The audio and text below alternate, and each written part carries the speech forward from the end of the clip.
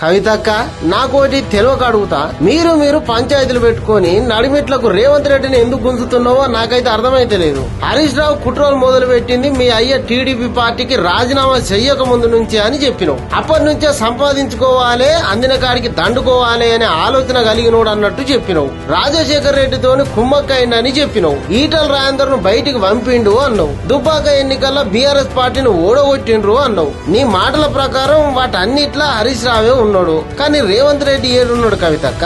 వెనుకటెవలో అత్త కొట్టినందుకు కాదు, ఆడబిడ్డ నవ్వినందుకు ఏడిచినా అన్నదట. అగో అట్లనే ఉన్నది నీ ముచ్చట కూడా. ఎందుకక్క మందిని బదనాం చేసుడు? ఒకళ్ళ చుట్టూ ఇంకోలు పట్టుకొని కొట్టుకుంటున్నారు. నువ్వు రాఖీ కట్టద్దని మీ అన్న ఢిల్లీకి పోయిండు. నీ ముఖం చూడకుండా మీ అయ్య కాళేశ్వరం కమిషన్ ముందట హాజరయ్యేతానికి వచ్చిండు. ఇంకోడెవడో లేక లీక్ చేసిండు.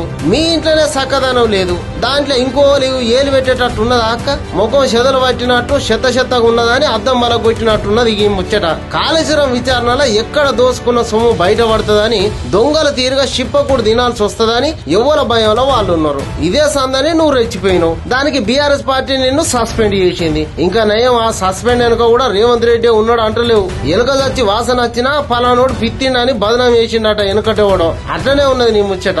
మీరు కొట్టుకోండి, తిట్టుకోండి, ఏ గంగలనన్నా మునుగుండ్రి, అంతేగాని రేవంత్ రెడ్డి ముచ్చట ఎందుకు కవితక్క అని తిడుతున్నారు కాంగ్రెస్ పార్టీ కార్యకర్తలు.